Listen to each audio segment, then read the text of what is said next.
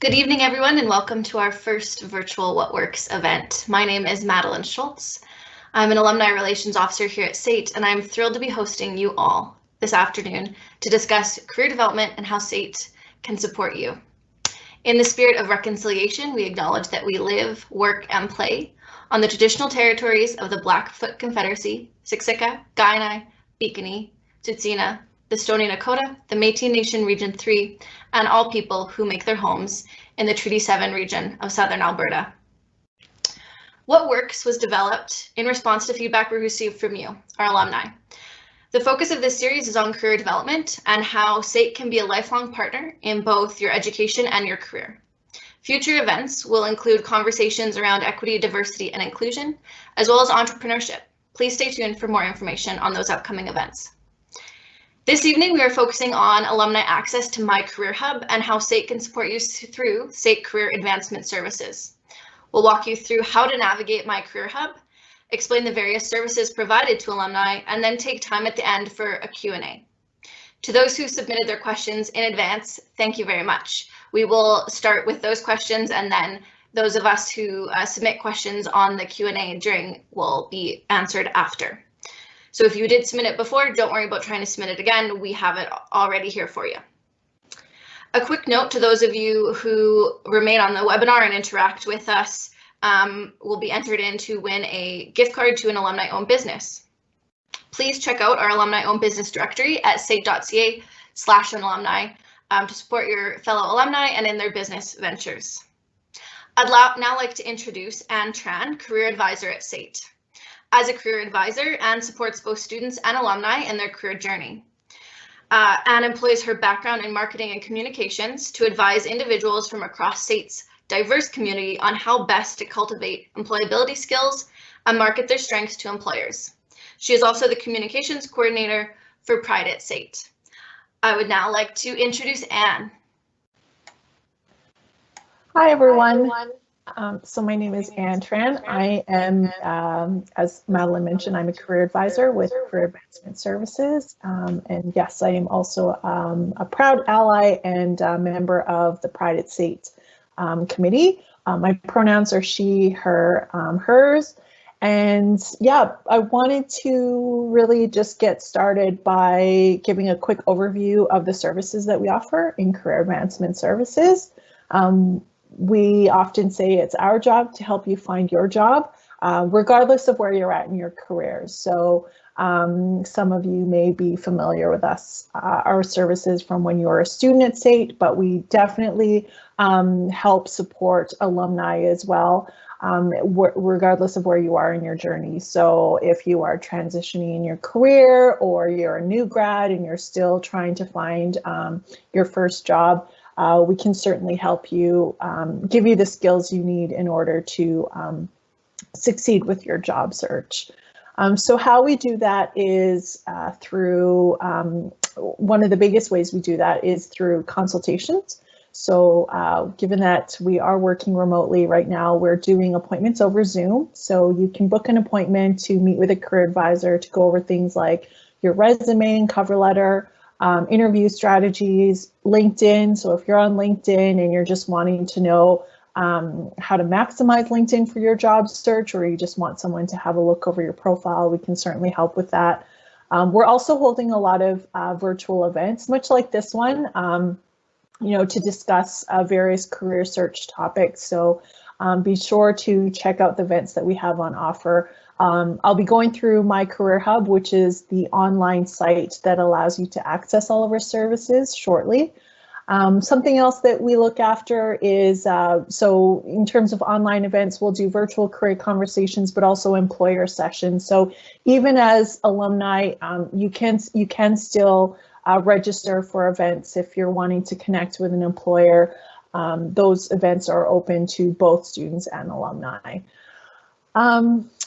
Yeah, so in terms of how to access our services, My Career Hub is really the first place that you want to start. So I'm going to walk you through how to use that site here.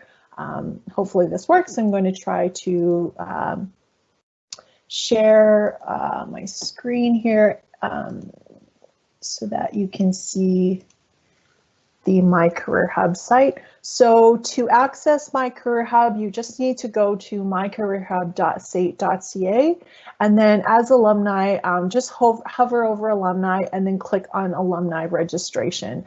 That will take you to a registration form. You just need to fill out a few fields. The main thing is entering your 9-digit student SAIT ID number. So if you don't remember what that is, you just need to contact Office of the Registrar. That 9-digit SAIT ID number is basically your login. That's what you use to log into the system. Common mistake is people think it's their email, but it's actually their ID number. And then you get to create the password, whatever works best for you that you can remember.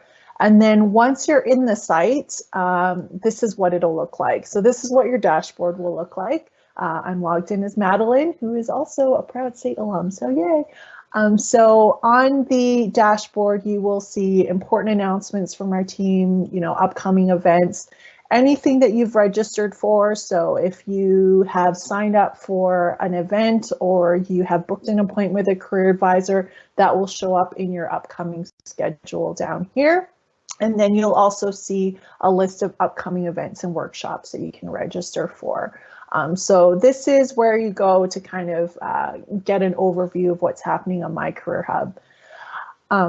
We have an online job board that I highly encourage you to take advantage of. So we have a lot of companies that want to hire SAIT students and alumni. Employers know that SAIT is great at delivering trained professionals. So be sure to check out the job board on here. So when you're looking at the job board, it works much like any job search engine. You can either view all available postings. So once you click on that, you will see all of the postings that are currently available on My Career Hub, or you can do a customized search. So if you want to search by, let's say, a specific program, so if you scroll down, you can actually choose to either search by program clusters. So let's say you want to search for accounting and financial services positions, you can check that off. If you want to get even more specific, you can search by individual programs. So let's say you graduated from medical laboratory technology. You can check that off. If you want to check off more than one program, you can do that as well. The system does allow you to search using multiple criteria. And then once you've checked those off, you just hit search job postings, and then all of the job postings that are targeting those programs will show up in your results. The great thing is you can actually save your search, so you don't have to go through these steps every single time. So if you save your search, just make sure you specify what this search is, and then you can actually click on this box here, which will opt you in for email alerts. Anytime a new opportunity is posted, that lines up with that criteria. So if I save this to Madeline's profile, thank you, Madeline. Next time I go into the job postings page, I'll be able to easily pull that up from the list of my saved searches, and then that will run the search again without me having to go through and do a customized search. One thing I want to mention is when you are looking at job postings on My Career Hub, it's really important to not assume right away that the employer wants you to apply through My Career Hub. So even though they've posted the job on My Career Hub, make sure that you read through the entire job posting, because they may include application instructions. So this has, let's see, application instructions. So given that their application method is through My Career Hub, this means yes, they do want you to apply through the system, which is great. Sometimes this may say through company website with a link to their company website, in which case you want to follow the link and apply directly through the website as opposed to My Career Hub. So really important that you read through all of the details. Now, if you are applying through My Career Hub, you will need to submit an application package. So if I hit apply here, it will alert me and tell me that I need to upload a cover letter and resume, in which case you just need to upload those documents to your profile. So that's kind of job postings in a nutshell. And then co-curricular record is actually something for students. So for current students, or if you ever decide to return to SAIT to do another program, that's where you basically get a record of activities that you've done at SAIT outside of your program. It kind of acts almost like a transcript that can complement your resume to show an employer the activities that you did at SAIT and the competencies or skills that you gained as a result. But what I want to show you now is how to book an appointment with a career advisor. So we would love to meet with you. We do work with a lot of alumni on things like resume and interview skills. So how you book an appointment, you can do that through a few different ways. You can either view the calendar and just see what's available. So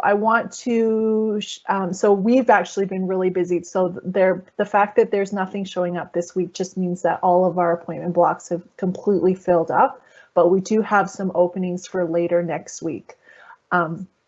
This doesn't mean if you go to February, it doesn't mean that we stop working after February 12th. It just means that we only open appointment blocks up to 2 weeks in advance. Because sometimes we find that if we open up the entire month, students and alumni will book in advance and then they tend to forget about their appointments and not show up. So we found the most effective way to manage appointments is just to open them up 2 weeks in advance. If you, and we understand, with alumni, you may have a job currently, it may be hard to meet between the hours of 8 to 5. If you're seeing that there's no times available that work with your schedule, please still reach out to us. You can email student.employment@sait.ca. Madeline, if you don't mind just typing that into the chat.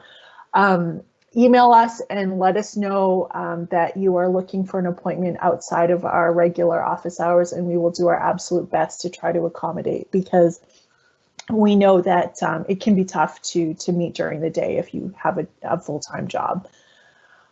So you can when you're booking an appointment, so you can view the calendar or you can book by appointment type. So if you know that you want a practice interview, just click on practice interview and then you'll see the available time slots that are open. Let's say you've worked with a particular career advisor, or maybe you want to meet with me after this. You can choose to book by appointment provider, click on my name to see my availability. So you just need to check an appointment type. So let's say you want to meet with me for resume review, then you can see that my next availability is Friday, February 5th. Once you click on the date, it will show the times that are available. So that's appointment bookings, kind of in a nutshell. When you do book an appointment, something else I want to show you is it will, depending on the appointment type, you may be given an intake form. So what that looks like for career search techniques is this. Because career search techniques is kind of meant to address general job search concerns, we do have a few questions we like to ask ahead of time just to help us prepare and understand what your concerns are. So what types of jobs are you looking for at the moment? What challenges are you having? Any other questions you might want to ask? That just helps us career advisors prepare in advance so that we can really maximize the time that we have with you. Okay, so that's appointments. Now, events and workshops. So the things that I mentioned, so things like virtual career conversations, employer sessions, those can all be found on our events and workshops calendar. So you can see that we have a lot of employers who want to meet with SAIT students and grads. We've got McElhaney, who's got, they have a recruitment session coming up, National Defense, BGIS. Virtual career conversations, what those are is those are basically casual 1 hour meetups online where a couple of us career advisors will be there to take your questions, whether that's regarding resume writing or LinkedIn. It's a great way to just pop in and have your questions answered as opposed to booking an appointment. Also gives you a chance to hear from your peers as well, other students, other grads. So that's and a great way to network. So we highly encourage you to attend some of those events as well. Another thing that we look after is virtual industry mentorship circles. So we just had one today. Let me see. This was today's event. So Joe Deneglo, who is from Connecticut, came in today, or on Teams, met with our students and grads to kind of share his experiences with failure and how he was able to use those experiences to get to where he is now. So industry mentorship circles are basically just opportunities for you to connect with industry professionals, hear their personal stories, kind of leverage their insights to help you achieve your own career goals. So that's another great opportunity to network and gain some useful information as well. To register for any event, it's pretty simple. You just click on the event in the calendar, read through the information to make sure that you know the event is targeting your group. So if you are a current student or alum in the business or IT technician program, then BGIS would love to meet with you. Registration for this has closed, yeah, that's because that was last week. That's why registration is closed. Maybe I should open an upcoming event. So McElhaney here, there we go. We've got a register for this event button. So you just need to click on that. And what will happen is, Madeline, you're probably going to get an email about this because I'm going to register for it. So I'm going to register for this event. So now Madeline is registered, and to attend the event, Madeline, you would see the event in your dashboard. So now Madeline can go in and easily pull the information from her dashboard. So let's click view. And then to join the event, all she has to do is go down into the registration details and click on the meeting link at the time of the event. If Madeline decides she can no longer make it to the event, she can also cancel her registration. It's very easy. So let's do that now. There you go. So now her registration is canceled. So My Career Hub really just allows you to manage appointments, manage event registrations really, really easily. Of course, if you ever do run into any issues, please feel free to send us an email at student.employment@sait.ca. The last thing I want to show you is our resource library. So this is where you can find really helpful online handouts, worksheets, links to websites with things like labor market information, employment laws and standards. Knowing your rights as an employee is really important. So feel free, have a look at the resources that are available.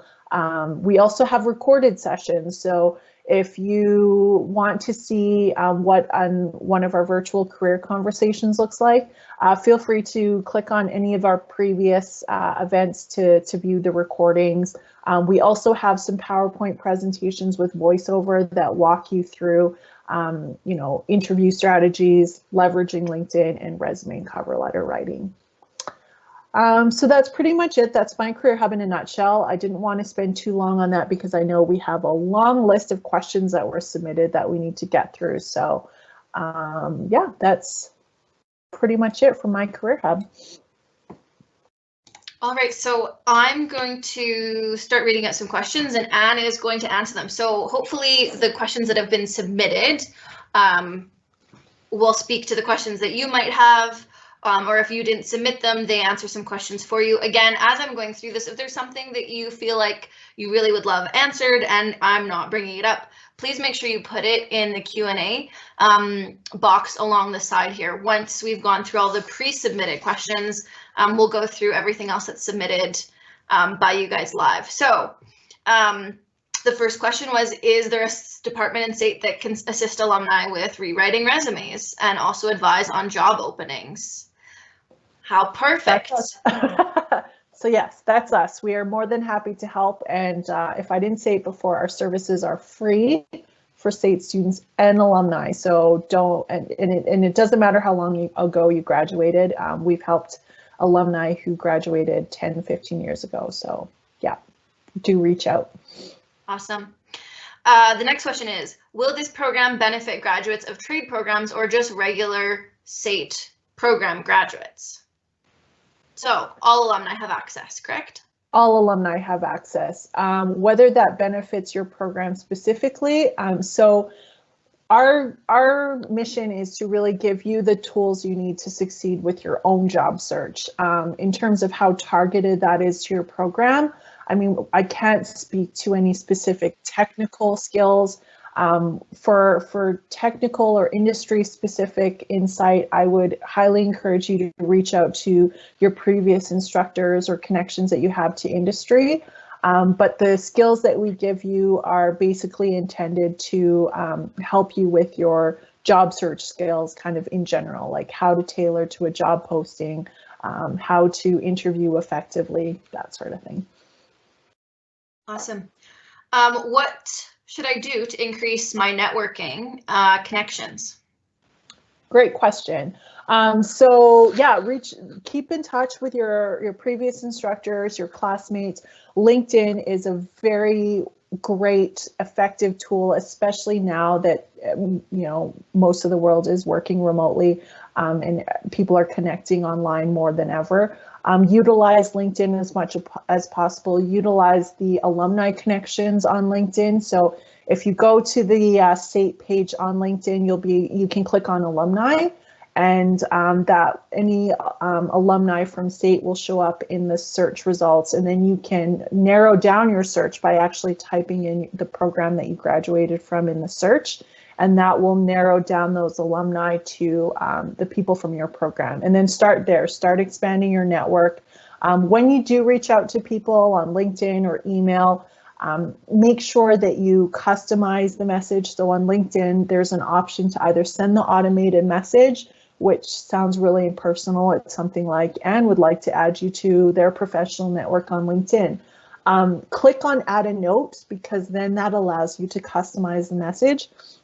And then you can personalize that by saying, introducing yourself as a graduate or alumni of a particular program. Establish that you have something in common already. You both went to SAIT, maybe you took the same program. And then instead of starting off with, by asking for a favor, like, is your company hiring, or can you put in a good word with your hiring manager?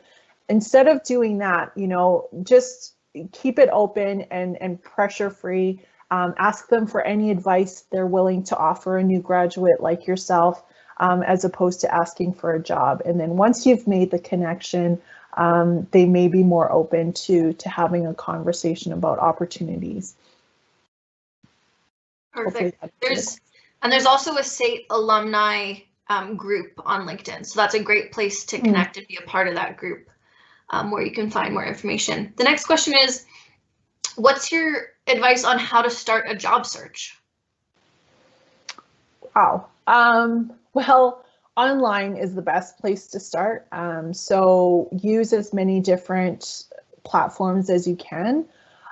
Indeed is a very popular one. LinkedIn is becoming increasingly popular. Google, if you just Google anything with the word jobs, you'll see results that way as well.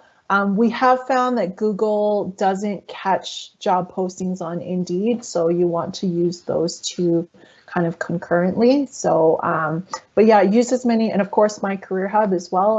I just walked you through how to use the job board on there. Use many different avenues as possible, because that will increase the results that you get. I will say that, and this has always been the case, is there are many, many jobs, up to 80% of jobs aren't even posted. A lot of jobs get shared by word of mouth or through connections. So expanding your network is really, really important, because you may hear about jobs before they're even posted online. So expanding your professional network and gaining more connections is a great way to hear about jobs as well. Great. The next question is, what are some of the best practices to prepare job applications which are administered through the applicant tracking system? Can you maybe tell us a little bit about the applicant tracking system as well, Anne? Yes. So a lot of companies, I won't say all companies, but a lot of companies do use what we call an applicant tracking system, or ATS. Those systems are designed to scan your documents to see how many keywords are basically matching up with the keywords in the job posting that you're applying to. Because as you can imagine, recruiters just do not have enough time in the day to go through hundreds or thousands of applications. So the best way to make sure that you get through those applicant tracking system is to make sure that you're targeting your cover letter and resume to those job postings you're applying to. So you might come up with a great resume. You might meet with a career advisor and have a strong resume that you think, well, this is great. I'm just going to send this to 100 companies that I want to work for. That's not the best way to go about it, because you may be missing out on those keyword matches. You know, one company might be looking for someone with strong problem solving and analytical skills. Another company might want someone with strong teamwork and interpersonal skills. So you always want to make sure that you're targeting the specific skill set that an employer requires. Another thing to keep in mind is some applicant tracking systems are less sophisticated than others, which means they may not, for example, read a PDF properly. So some systems may read it as a flat image or a blank file, in which case you get 0 keyword matches. So if you are given the option, we do recommend that you upload or send a Word document. Obviously, if the employer asks for a PDF, then send them a PDF. It's probably fine, and you want to make sure you're following their instructions. But if you are given the option, make sure that you send a Word document. That's great advice. I've never heard that before, so that's really helpful. What are the key things that need to be changed on your resume and cover letter when applying for different employers? So I guess it sort of speaks to the last question. Yeah, so just really targeting those keywords and those key skills is really important. Yeah. Think of the job posting, just think of the job posting as an employer's wish list. So you may have, I'm sure many of you have, a whole wealth of skills, 30 to 40 skills you'd love to talk about on a resume. But what an employer cares most about is what they've taken the time to put into a job posting. So really just try to focus on those. Mm-hmm. So the next question, again relating to resumes and cover letters. This question is, for cover letters, is it required to still use the old format where you'd write out the company address and your address? Also, is it necessary to include your address in the resume section if you leave an email and contact number? Good question. So I'll speak to the resume first. So with contact information, you don't need to put your full home address. It's not like the employer is going to mail you anything. I would recommend that you include your location, however. So at the very least, just have Calgary, Alberta, just so that they know where you're based. Cover letter, we still see that kind of classic business letter format where contact information is at the top. It doesn't have to, your contact information doesn't have to be formatted kind of like, the old school way where you had your full mailing address and whatnot. If anything, we actually want it to look consistent with your resume. So if your resume just has your name, Calgary, Alberta, and your email and your phone number, you want to format it the exact same way on your cover letter so that the two have that consistent look and feel. We do recommend that you still include the company name and information, address it to a specific person if you know the person's name who's doing the hiring. If you don't have a name, which more often than not is the case, just address it to hiring manager. Don't use antiquated language like dear sir / madam to whom it may concern. It sounds really impersonal. Also, it's not very inclusive. Some people don't identify with either sir or madam. So if you don't have a person's name, just write dear hiring manager. Yeah. Great advice. The next question is pretty broad, but how would you prepare for an interview? So where would you start? So how to prepare for an interview. The biggest part in terms of preparation is doing your research. So do your research on the organization, kind of know what they're about, know their values inside and out, kind of get an idea of what their culture is like, what their business, how their business works. If you can, try to get some insider information. If you know someone who works in the company or who used to work for the company, send them an email or reach out to them on LinkedIn, see if you can get kind of the inside track, because when you are in the interview, you can speak to, the company, maybe some current projects that they're working on, or, why you want to work there in the first place. The thing about interviews is that, you've made it to the interview stage, which means they love who you are on paper. Now they want to just get to know you as a person and see if you're a good fit for their company and their culture. So, knowing your resume inside and out is really important as well, because you need to speak to the skills and experiences that you sold them on paper. But you also need to sell them on the fact that you'd also be a good fit for their team, because team fit is equally important. So knowing what their values are, knowing why you want to work there. Of course, all of the other standard interview rules apply, dressing professionally, and that's important for virtual interviews as well. If you're doing virtual interviews, make sure that you're dressing professionally.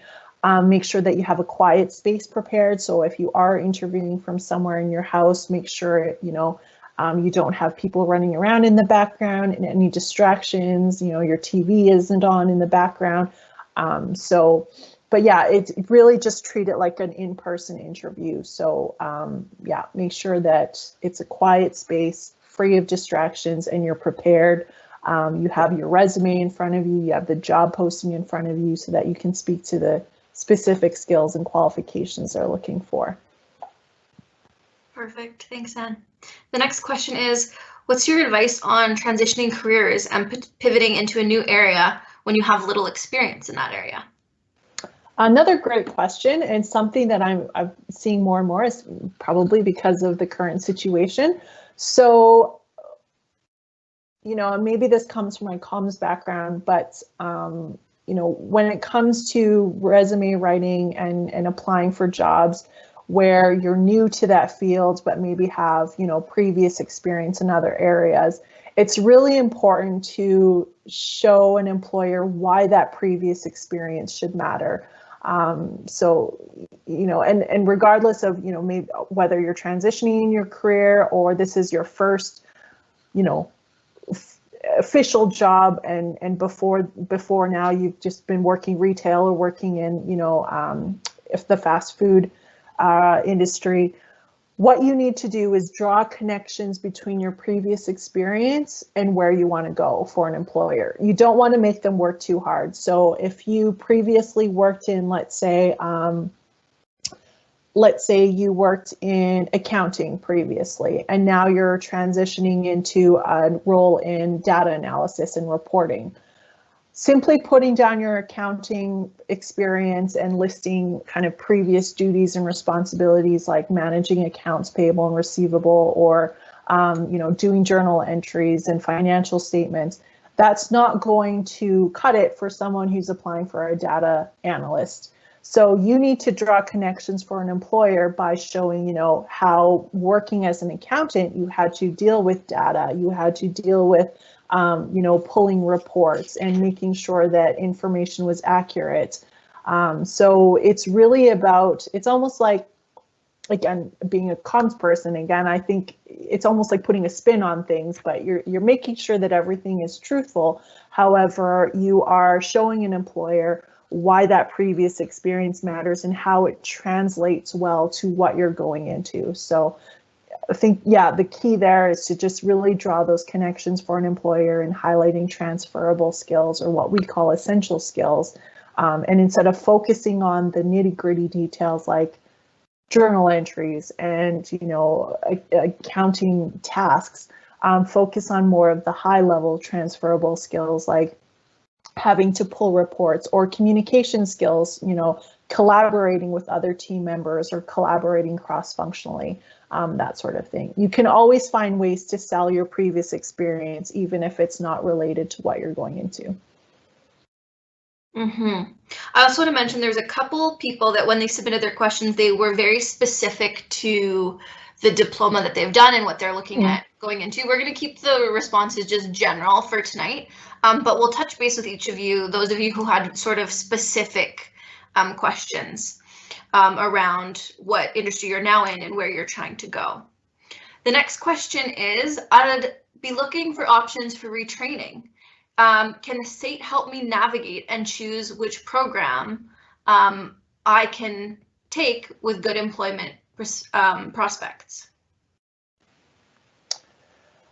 So in terms of employment prospects, that's probably where you're starting to get into more of the labor market information, which certainly we can help with that. I mean, there are resources online and ways for you to find out what the outlook is like for the occupations you're considering. So I would recommend just booking a career search technique session. Of course, you want to pick something that you're going to enjoy and that you feel like you're going to be skilled at. So another thing you can do is do like a skills assessment, which is actually done through student development counseling. We do have someone on our team who does a bit of that as well. So maybe start with us and book a career search technique session. Just make sure that you include some notes in the appointment when you book, just so that we know what you're after. But yeah, between student development counseling and our team, we can certainly help with that. Great. The next question is, as an older student, how can I present myself to mitigate the inherent ageism in the HR industry? And that is a legitimate concern, not just for HR, but honestly for any industry.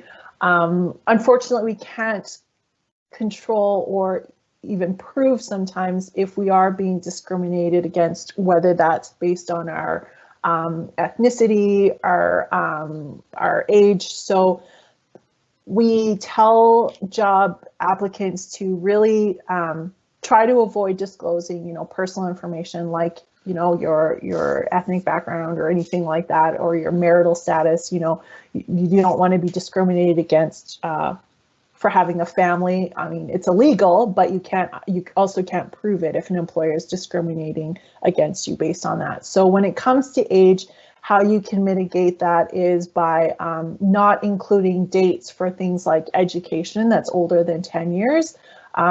High school should definitely not be included on your resume anyway, but I can often do the math and tell how old a person is simply by looking at their high school graduation date. If you have post-secondary education that you want to include on your resume, but don't want to give away your age, then just remove the year and just put awarded next to that bachelor's degree or that diploma or certificate. Experience older than 10 years shouldn't be on your resume anyway. Given the fast pace of how technology is changing and how the world of work is changing, experience older than 10 years is pretty much obsolete anyway. So we don't recommend including experience older than 10 years. So those are a few ways you can kind of mitigate that. Yeah. And then because the resume essentially is a way for you to sell yourself to an employer on paper so that they want to meet with you to learn more about you. So if you can get through that first part and get them to call you in for an interview, hopefully you get the chance to get some face-to-face time with them and sell them on your skills and experience so that they overlook anything else that might have deterred them based on what you put on your resume. Awesome. Thank you so much. I think, so we have one quick one that we got submitted in through the Q&A here, and then we'll close. So somebody has been using the MySAIT Career Hub for job applications and hasn't received responses from that. So do you have any advice for that person? Yeah, so often if someone is applying for a lot of jobs and not getting any responses, the first thing I would look at is probably their resume. So if you haven't already, I would strongly encourage you to book a resume review with one of our career advisors so we can have a look, because there may be potential areas for improvement. I'll also say, it is very competitive job market out there right now. Don't take it personally if you're not getting responses.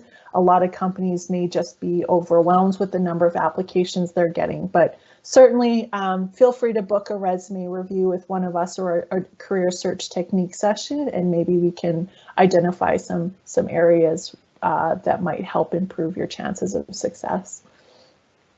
Wonderful. Thank you for taking the time to answer all those questions, Anne. And I want to thank all of you for joining us this evening and attending, and for submitting your very thoughtful questions. We want to make it very clear that we are here to support you once you've graduated. You know, we are here. The alumni office is here. The career advancement office is here. And we want to be your lifelong partner for learning and for career services. And we're always here to answer your questions. We're looking forward to the next What Works event. That will be on February 23rd, so please mark your calendars. We will be discussing equity, diversity, inclusion, what this EDI strategy means to SAIT, and what it means to our alumni in their lives and in their careers. Again, that's February 23rd, so please mark your calendars. If there's something that you'd like to see discussed throughout the What Works series, please email us at alumni@sait.ca. With that, have a wonderful evening, and thank you for joining us. Bye, everyone. Bye.